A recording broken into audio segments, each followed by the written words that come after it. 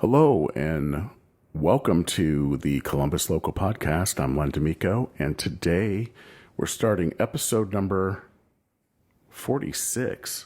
My goodness gracious. And we have Mike Keller. Mike, how are you doing tonight? I'm doing great, Len. How are you doing? I'm doing good, man. Great. I'm glad that you were able to make it. Well, I'm honored to be here in many, many ways. Yeah. Yep. A day, alive is a good day for me. Yeah. I bumped into a guy in the elevator on the way up, and he said the same thing. I said, "How you doing, sir?" And he says, "It's a day above ground. It's a good day." Absolutely. So Mike Keller is the founder and the guitarist for These Guys Live. Correct. And are you involved in any other music projects, Mike? None at the moment, no. Okay. Yeah. Haven't been for a lot of years, but... Yeah, I gotcha. Yeah. And when did These Guys Live start? These Guys Live had our first show in March of 2007. So we were rapidly approaching 17 years. When we started, we had hoped maybe we could get out and do one gig a month. And it went way better than what we ever would have expected it to go. And to the point, I think our biggest year was 2016. Maybe we had 67 shows, and it's just been wonderfully good. Yeah, good and stuff. for 17 years, year after year after year, playing some of the funnest venues and most appreciative fan base. It's been just, I'm sure, a good experience. It's been an amazing experience. I love it. Every time we go out, it's an amazing experience. Yeah. And how many shows do you guys have in 2023? Or excuse me, 2024 24. now? I think we have 34 coming up. We had just played one. We have 34 coming up, maybe, on the books right now. We have a couple, 3 or 4 pending. So Yeah. we'll probably max out around 40 or so. That's a good clip, though, man. Good number, yeah. Yeah, for sure. Yep. Yeah, and you can't pick out your favorites because they're all so awesome, and the venue owners are partnering with the bands that keep coming the way you guys do. It's incredible. Yep.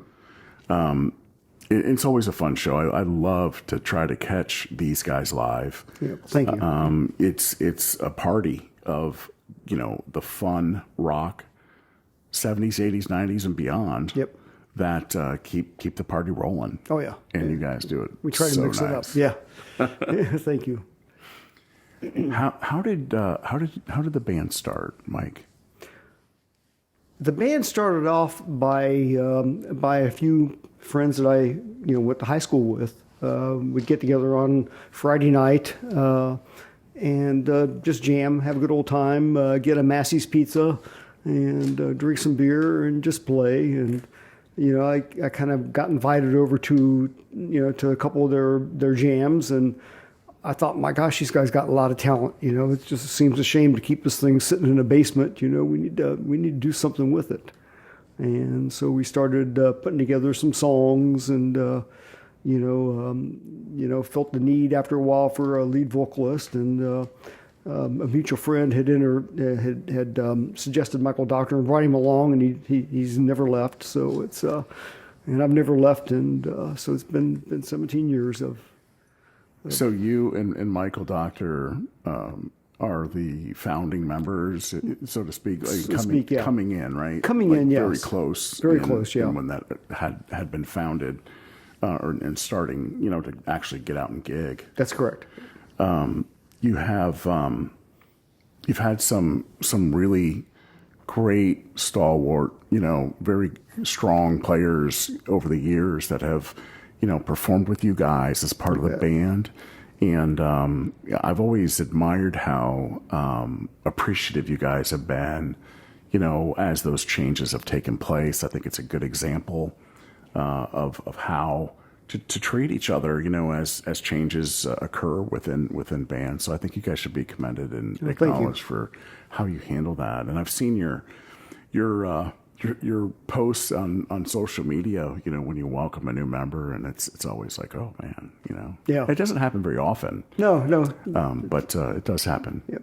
It's we've been very fortunate with just some stellar musicians all the way through, and good guys. It's almost a drama-free 17 years.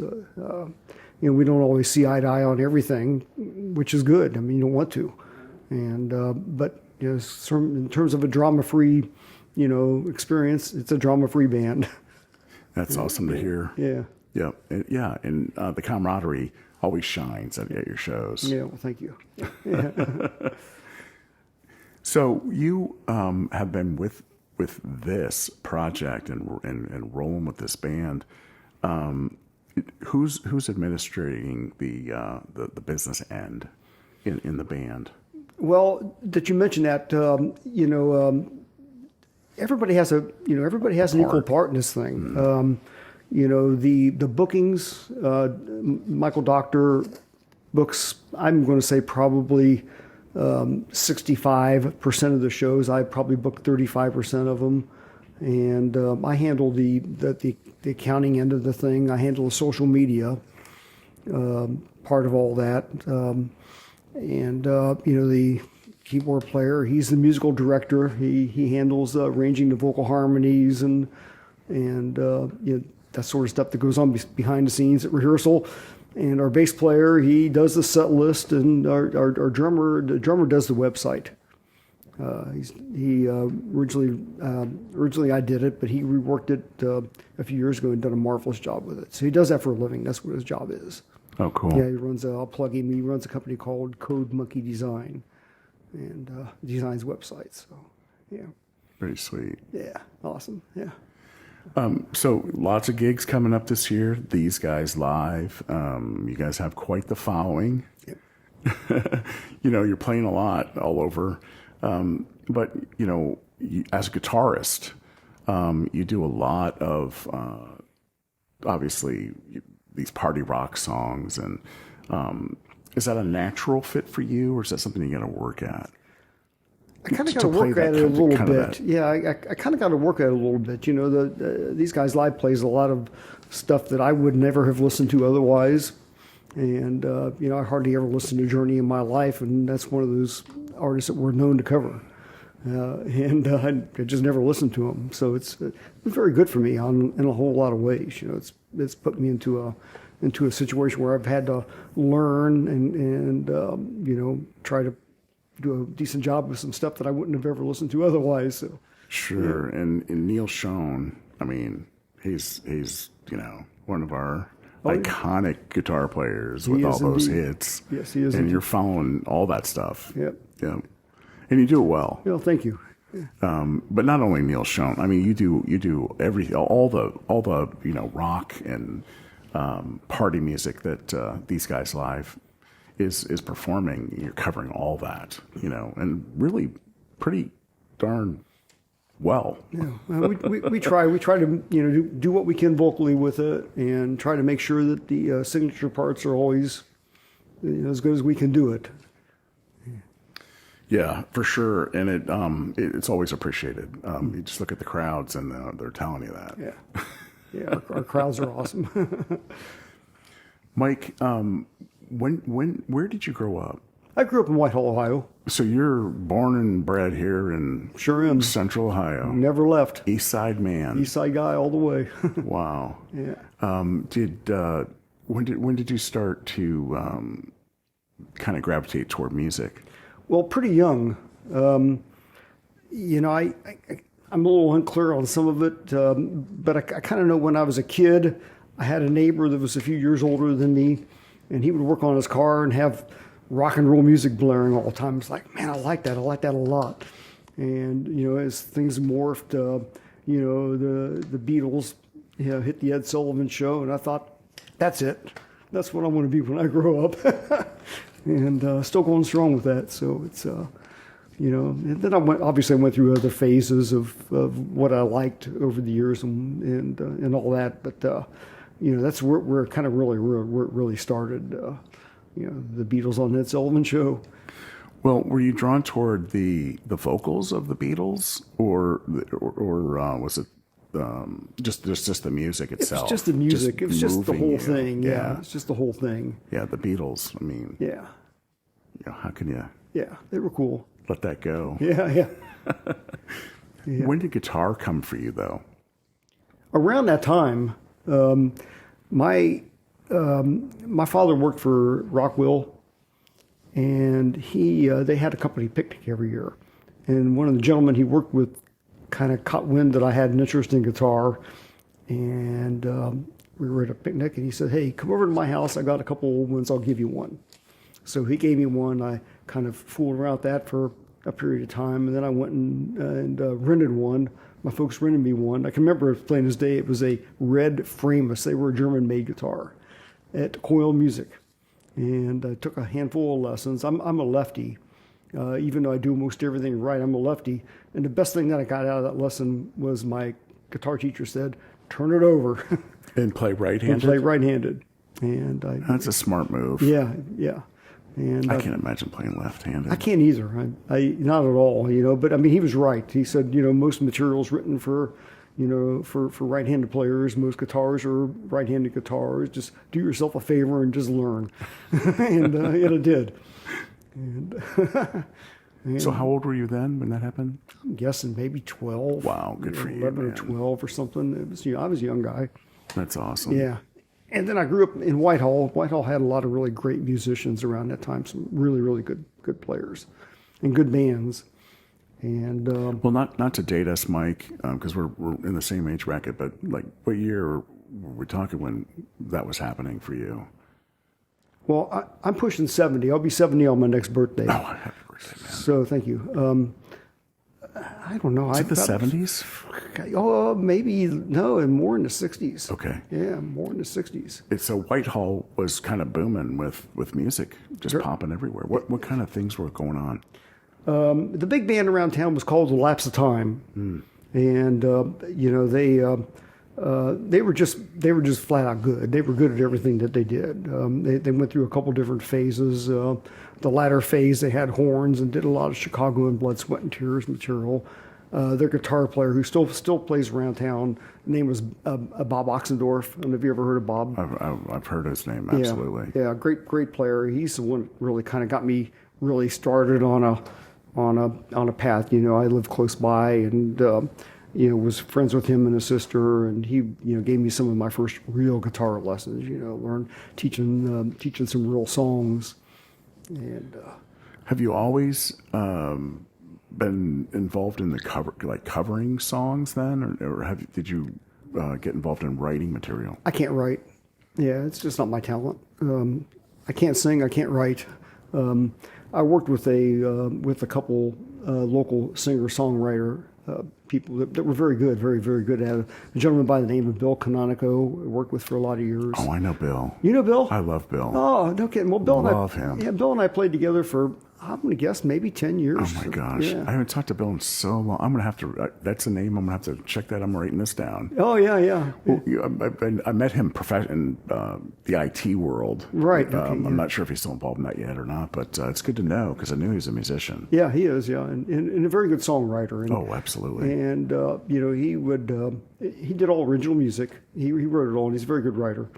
And so my goal with Bill, played acoustic guitar and played a lot of, open chords. And so my goal in the band, was to not do what he's doing. And, so I had to figure out my own chord inversions and stuff to, complement what he's doing and not get in the way of what he's doing. And then that led me to play with another friend of his, a lady by the name of Allison Kitchen. Oh, wow. And recorded a CD with Allison. I think I made the cut on 4 or 5 cuts on it. It was called Mercy Dancing. I think it's still available on Amazon. Cool. But oddly enough, that recording was done right around the corner here. Oh, wow. Yeah, there was do you know Tom Boyer? He played in Oswald and Herringbones. I don't. He has a studio. He still does, I think, and he recorded it. The Buggy Works. Yes. He it's right down the street. He had a studio in the Buggy Works building. That's so cool. Yeah. Well, I think the Buggy Works building also housed the Mecca. club. I think you're right. I think I remember that. So before it was all developed, but we've talked about that, a couple of times. That area, there's all kind of good stuff going on. So that's cool. So you recorded that. Maybe we can look at that. Yeah. I think it's out there still. It's cool. Good solid recording for sure. A lot of really amazing players on that. It was a good experience. So you got kind of bit with making all that happen for yourself and learning and kind of seeing what that's all about. Were you how'd you feel about your play at that point in your life? Oh, I was happy with my playing. Feeling good? Oh yeah, Yep. yeah. I was happy with it. It was very low key. It didn't do it a whole lot. Around that stage, I started having a family, and they were number one. The kids. Did you ever hear? Okay, I'm going to get corny for a minute. It's okay. Did you ever hear the Harry Chapin song "Cats in the Cradle"? Sure. I love that song. I didn't miss a thing, and never wanted to miss a thing. So it's that became the priority. More than music at that stage of the game. I just don't want to. I don't want to miss an event. I don't want to miss a sporting event, and I didn't. And so Good for you. Yeah. And I try to do the same thing with my grandson now. I try to be there every chance I can. If I can be there, I'm there. And so, after my daughter she was the last one out. After she went to OSU, right about that time, this whole thing fell together with these guys live. And, it's kind of like I don't know that it would have happened a year earlier. Right. Timing was right. Timing was perfect. The stars aligned for you. The stars aligned. Well, that's good to hear. And I had done, originals so long, and I just wanted to do covers. I don't want to do originals. I want to do covers. I want to make people happy. I want to do stuff that moves them and makes them happy and they're familiar with. And so that's what we do. TGL's done one original song. What's that called? It was called, I think it was called "I Get It." It's been a number of years since we did it, but. Oh man! Next time I see you guys, I'm gonna ask you to play it. Yeah. Does everybody know it though? At this I point? don't think anybody knows it at this Except for point. you and Michael. Yeah, I'm not even sure if he. I'm not sure if he and I even remember. Yeah, there might be a YouTube out there. There's Did he somewhere. write the lyrics? He wrote the lyrics. Yes. He Oh, did. that's cool. Yeah. That's awesome. Yeah. There might be a YouTube out there with it on there, but geez, I don't know. Are you a learn it by ear guy? I mean, basically, yeah. So you can hear a song and then just kind of pick it out. Well, the world I grew up in, that's what you did. Yeah. We sat there with records and, take 33 and slow it down to 16 and keep picking that needle up and moving it back. And, there was no kind of preconceived, this finger goes here and that finger goes there. And, so that's kind of how I learned. And I still do kind of. Obviously I use resources now. And, I have software that kind of slows stuff down. And, I get on YouTube and I look at tabs, but I don't, I am what I am. And I don't like people telling me I need to play this note here if it feels right to me to play it there, You mean on your hand position on the fretboard? Yeah. I mean, Oh, I feel that. Yeah, there's many different ways. Well, play it right here. It's like, dude, it's the same note. It's the same note here. Yeah, I know. And what do you care? Yeah, and to my ear, it sounds better here than it does there. And, Yeah, I've got to please the ear. Sometimes it does. Yeah. It does make a difference. yeah. So. I can feel that. But I guess personal experience for me as well. It's funny. Yeah. So your process is to utilize the resources that you have available. Exactly. But you're going to learn that song. Yeah. You're a determined person. Yeah, I'm going to learn the song, and if what I'm seeing online isn't what I feel is right, then I'm going to make it my way, And, Yeah, not everything out there is accurate. no, it's not. It's all up to interpretation. There's a lot of junk some of out these there. guys, really do a really good job. I though. agree. And they'll study live videos, and I can't do that. I don't have time. To do that on everything we do, but try to do a credible job. Yeah, well, I mean, it shows in your show. I mean, you're just wailing these tunes out, and you make it look easy. Yeah, well, it's not always. There's a lot of work that goes into it. Yeah. That's what everybody says. They come up to me a lot and say, "Man, you make it look so easy. You make it look so easy." I say, "Well, man, I'm doing a good acting job then." No, it's not acting. It's just you're coming out of it. Yeah. So I kind of feel like musicians there's the feel players, and then there's the guys that are like, right on the beat, or more of a structured person playing. You strike me as a guy who's kind of somewhere in between when you're playing music. Am I I kind reading of think you you're correctly? probably, yeah, I think you are. I think you're probably spot on that. Really, I'm not the most technical guy in the world, and if you talk to the guys in the band, they'll probably tell you I can't tap my feet in time, So it's but I can play in time. Oh yeah. You're playing just fine.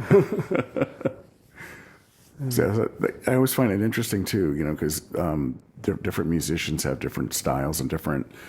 They're either a little behind the beat or on the beat, or maybe a little ahead sometimes. Kind of drive in the song, but I think that it's kind of a personal DNA type trait. I think we all develop. Oh yeah.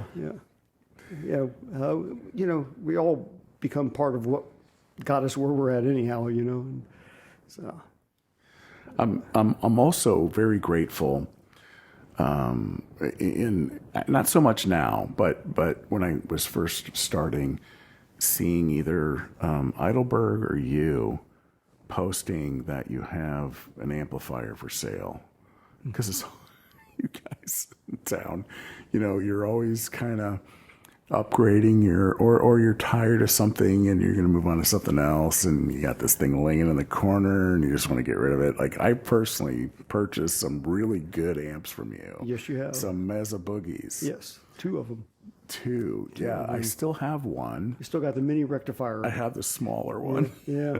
I loved the Express. Yeah, that was a good amp. I remember It's a great 2 years after amp. I sold to you, I messaged you and said, "Hey, you still got that?" I was starting to thinking, man, if you're not using that, and maybe I might have that one back. But I'm the world's worst collector. If something isn't being used, then I want to get rid of it. And I've gotten better about that, but I used to be horrible about that. And it's like, well, it's a perfectly great amp, but I'm not using it, so why should I have it? And, I know. Yeah. Well, I've moved, I think, 5 times in the last 5 or 6 years. Yeah. So I've kind of, I've sold a lot of stuff, over that period. And a lot of it that I had kind of accumulated. I think I sold 11 guitars in that period, and one of the amps that I did sell was that Express head. I loved that amp. Yeah, that was a good one. It was a great amp. Yep. I played that a number of times. I gigged with it, and it's just a sweet, right on. Well, when I type sold tone. that to you, you were using a Dr. Z. You still do that? I have the Z, Okay. and that's really kind of my number one rig. Is it? Yeah. It's just a Class A, no frills. The Boogie kind of gave me a little more, I don't know, panache, I guess, a little more flexibility, Yeah. a little more tweakability. The Dr. Z is a Maz 18, no reverb, no frill type workhorse, but Yeah. the tone that comes out of that thing is just pretty crazy. And then you put like a dirt box in the front, and the distortion, it handles pedals really well. I bet it does, yeah. It's fun. And I'm old school. I mean, I'd rather play an amp than, I appreciate modeling. Yeah. But I think if you've got a band where everyone's on a modeling type of instrumentation with in-ears, I think it makes a lot of sense. Yeah. But if you're just rocking out, with analog equipment, I'd rather be working an amp. Oh, yeah, no doubt. I mean, I'm modeling now, and we are in ears. We've been in ears for a while. Okay. Because we try to keep our stage volume at a minimum and let the sound guy do his. What are you using for your guitar modeling? Well, tone. just as of the past few weeks, I bought one of those Fender ToneMaster Pro units, and I've enjoyed it. I've had Helixes in the past and didn't get along with them, and bought this, and it's like, well, hey, there's some really good sounds in this. And it's easy to dial in, so I'm going to give it a whirl. And then I bought the companion cabinet to go along with it. So I don't know whether I'll use it forever. I might use it this weekend and say, I want my amp back. It's a possibility. You never know. But for right now, I'm using it. I'm kind of enjoying it. It's easy to haul around. Yeah. How big is it? Is it coming in a suitcase, or is it not much bigger than a suitcase? So it's not really an amp. It's like a. It's a floor unit. Oh, floor. Okay. Yeah, it's a floor unit. That's right. Weighs 9 pounds, and I'll have to play around with one of those. Yeah. If you get tired of it, Mike, I'll before you post, I'll let you know. Yeah, just give me a text. Yeah, I'll shoot you a text. Yeah. I might use it. I'm planning to do some recording myself. I think it'd be good to maybe have something like that. Yeah, they are. Yeah. If you're recording those things like that, I know there's a lot on the market right now, but I'd like to maybe check that out. That one's very user friendly. I'll say I didn't get along with the Helix at all. I'm not good into deep editing and that kind of thing. But that one, you're presented with pictures of what your the pedal or the amp, and the knobs that turn the pedals off and on become the knobs that adjust the perimeters in the effect of the amp you're using. It's almost like using an analog piece of gear in a way. And I think Fender's just done a bang up job on it. I think they've done a really good job. Yeah, because they're known for guitars and not necessarily on the modeling side of things. Not at all. They came out with the Tone Master amps a few years ago. There was a Tone Master Twin and a Tone Master Deluxe. It was more of an amplifier. It was more of an amplifier. Yes, yeah, not a true flat out workstation like this. This is a workstation. The only guy I know that was gigging with that for a while was Bob Maines. He had, I think, that what you just mentioned is the amp version of the Tone Master. Okay, like a white Tolex, white and brown. Okay, yeah, I'm not 100% sure on that. Yeah, that's cool. Yeah. You're always gigging, but you're prioritizing your family, and I think the message there is balance in your life. Balance. But make sure you do what you're passionate about. Oh, absolutely. Yep. And I think you're definitely a good example of that. It can be done. Yeah. Yeah. For as long as you've been doing your whole life. My whole life, yeah. Wow. But my family's been very supportive. My wife's probably been to more TGL shows than anybody, over the years. So she really misses them. And my daughter's been, my whole family's just been to a bunch of them. Some of my best moments are, having my grandson up on stage with me. It was just cool. Oh, I haven't seen that yet. Yeah. Yeah, he was a little guy, and he jumped up on stage. We were playing at Harry Buffalo, and he was probably 4 years old at the time, and he had a hold of my finger there and wouldn't let go of it the whole song. And then when the song was over, he did a stage dive right off the stage onto the cement and landed on his feet somehow or another and, walked away. Yeah. Yeah, well, that's quite a drop. That's a drop, at that venue, onto that patio. Yep. Wow. Yeah, it was crazy. I think that it's always good to include the family if they're interested in music, and having them around too makes a big difference. It's good. It does make a difference. I mean, it just there's a lot to the support and the energy. Yep. That nourishes the soul. Yeah, you when betcha. you're out there doing your thing. Yep.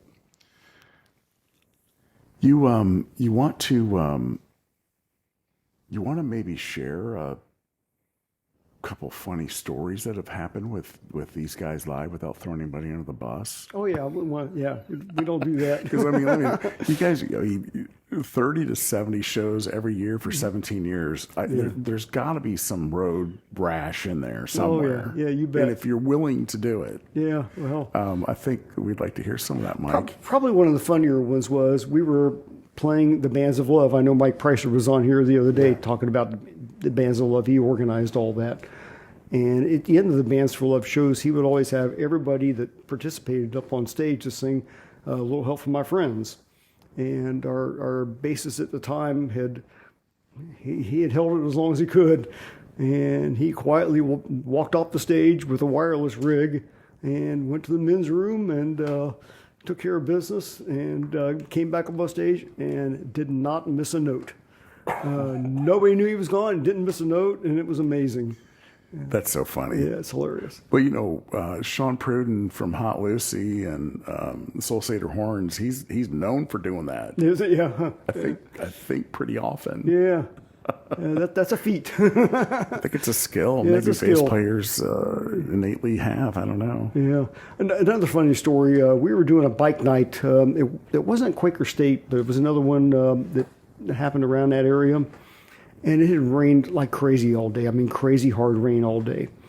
And the promoters wanted to have this bike night go on. And we were standing out there and the sky's just looking like it's not going to rain, not going to stop raining forever.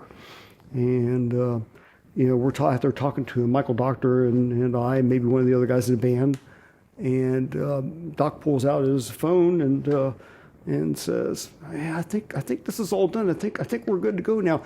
He didn't. The words didn't reverberate out of his mouth, and it was the biggest downpour of rain I've ever seen in my life. It was like an instant monsoon. One of those, out of the mouth of babes, the craziness happens. Too funny. Not a coincidence, maybe. I don't know. It was a coincidence. Yeah, no, that was a hilarious moment there. Oh, And everybody just, we're out of here. that's cool. Yeah. That's two that hang in my mind. That's cool. Yeah. Something's telling me though there might be one or two that you wouldn't want to share on the podcast, but they've happened. And don't worry about it. Yeah. Oh yeah. If you're not comfortable, Yeah. you don't want to throw anybody under the bus. I have a couple myself. Oh yeah. No, we don't want to do that. Yeah. Yep. We might have young minds listening to these things, so we hope they do. That's all good, man. Yeah. That's good. Yeah. So, you've got this gear that you're focused on at this point to produce your tones. We didn't talk too much about your guitars. How many guitars do you currently have? Good question. I think 8, maybe 9, 8 or 9. What are you? What's your number 1 and number 2 type? I'm a big fan of Ernie Ball Music Man guitars. Nice. And I had been primarily playing Fender Strats for quite a few years, and I kept going to music stores, and I'd see, Music Man sitting there, and I'd pick them up, and the necks feel really nice. I liked them a lot, but it was always the wrong time, to spend the money on one. And went to Guitar Center. This 2007, and they were having a clearance sale, and there was a used Music Man Axis sitting there, translucent red hardtail, and I thought, I'm taking this one home, and I did. And it was the start of a trend. I mean, it's kind of like over the years I got rid of the Strats, and I almost really tried to almost buy one of everything, and then I started Try them out. Yeah. And I didn't quite have one of every model that they make, but I wasn't far off from it at one time or another. And then would if I didn't like it, then I'd sell it off and buy something else. So my favorites are the Luke models. I have a couple of the Luke 3s, and those are the ones you'll primarily see me on stage with. And I also have a really nice John Petrucci, just a plain vanilla 6-string, no piezo or none of the snazzy stuff. And I like them that way the best. And that's probably my second number 1 gigger. So I have the 2 number 1s, and then I have a few of the Cutlass models, which are kind of like modern day Strats. They were actually a Strat at one time. Music Man was a company started by Leo Fender, and after his no compete bid, contract expired, he started Music Man Guitars. And, the Cutlass was the first guitar he really designed, and then it went on the shelves. And a couple of years ago, Ernie Ball, company that owns Music Man, now put it out again. So I've got a couple of those, and I like those real well, too. I've never tried those, personally. Yeah. Oh, yeah, they're great. They're great guitars. The necks are small, Are they a unique Okay, so is it like a narrow? Does it narrow like a They're narrow necks. They're almost like a '60s, like a '60s Les Fender. Paul, or Yeah, and kind of tapered down? but in a modern sort of way. They have a real modern heel. You can get really good access to the higher registers and flatter radiuses. A lot of the newer stuff coming out has stainless steel frets. So they're definitely a modern guitar. That's for sure. I like them a lot. I've got a Gibson SG too, and I know you've talked about Gibson SGs before. I think on one of your They're cool. solos. Yeah. I had a couple. Yeah. I think I had 3 of them. Yeah, yeah. But I gave one to a young budding guitar player. Hopefully he still has it. And then I sold the other 2, during the last 5 years when I was kind of unloading some stuff. Yeah. But it wasn't just guitar gear. It was unloading couches and chairs and, a bunch of furniture, just donating stuff. It was just Kind of feels good, doesn't a it? clean out. Yeah. So by the time I met Beth, I was traveling light. Yeah. Yeah, she Feels got good. lucky. Yeah. And our stuff blended together pretty well because we have a similar taste, which is just a godsend. Got an amazing place here. Yeah. Oh, thanks, Yeah, man. it's an amazing place. No, we're almost 3 years. I can't believe it. Yeah. It's Can't believe it. yeah. But it's been fun, and amazing. it's a cool area to be. I mean, but you can hit the freeways and be anywhere in 10 minutes. Yeah. You can walk a lot of places too. Oh yeah. Yep. But anyway, Mike, I'm anything else you want to convey that we haven't covered? I mean, I think that it's just been an absolute pleasure spending some time with you. I've been to your gigs. I've bought some gear over the years, but I just want to make sure you have an opportunity to kind of scan the mind of anything else you want to share. Yeah. I think I've kind of almost covered everything that I might have had on here. I guess I could talk about a couple of other things not related to these guys' lives that I've done. Absolutely. If we have a few minutes here. We do. Facebook has a group called the Central Ohio Bands Calendar. I started that one a good number of years ago. It was probably the first one out there that listed local music upcoming gigs. Do you know John Six? Yes. Okay, well, John had That Cowtown. Cowtown. Yeah. And, Cowtown's where we all went to list our shows. And, when he decided to give that up, I thought, well, that's a great thing for local bands to be able to go on and say, hey, I'm playing here, And so it gave me the idea to put together the Central Ohio Bands Calendar. And I really tried really hard for a long time to keep it real organized and make sure that what was showing up in people's feed was in some sort of a chronological order. I've given up on it. It's gotten too big. It gets spammed intensely every day. I get hundreds a day. Wow. And, spammed with everything from just nonsense to porn and everywhere in between. So it's a job. But I keep it out there, and I want to keep it out there. I just want it to be what it's supposed to do. It's supposed to be for people to list up upcoming shows. And then, I've been involved in the Central Ohio Guitarist Group. That was really a product of Jeff Liberatore. And Jeff had come to me and said, hey, I'd like to really have a Facebook group for just guitar players in Columbus, Ohio, where we can just go, electronically and, shoot the crap, But he didn't know how to do it. He said, can you put it together? So it was all Jeff's idea. He asked me to put it together and said, we need to get David Eidelberg in on this. So we were the 3 administrators up to Jeff's passing. It's unfortunate passing. Yeah, I mean, there's a lot that could be said about Jeff. Yeah. He meant a lot to me personally. Yeah. I spent some time with him one-on-one that I'll always cherish. Yep. He was a good mentor. Yeah. Yeah, that's great. For a guy like me. I mean, I learned a lot just hanging out, playing guitar with him. 2 guys playing guitar. I mean, it was kind of his pitch to get you to come over. Oh, yeah. I'm like, oh, hell yeah, I'm all about that, man. I enjoy that. A lot of fond memories there for me as well. He used to come over to my house every at least once or twice a month. We'd have a glass of wine and sit around and play the guitar. But I usually let him play guitar because I was always kind of in awe of his playing. It's like, I don't want to show you what I got. You just go ahead and have fun, Jeff, and show me what you got there because you're doing it way better than I am. Jeff's a great player and he was a good guy, a very good friend. He certainly was, and he's going to be missed. Yeah, very much. Yep. Yeah. Yep. I think there's a group there that the Central Ohio guitarist. Yeah. I've learned a lot just reading that. For the last 10 years that it's been there. Yep, that's good. Plus, that's where we get to find the gear. Yeah. That either you that I'm selling, or David Heidelberg are selling. Yeah. He's got a guitar. I got an eye on. I can't buy any guitars right now. I don't want to. Yeah. I'm afraid. Yeah. Same here. I can't. There are websites I'm aware of that I won't even look at. Yeah. Because I'm afraid you might break down. No, the good news is I live with Megabeth. Yeah.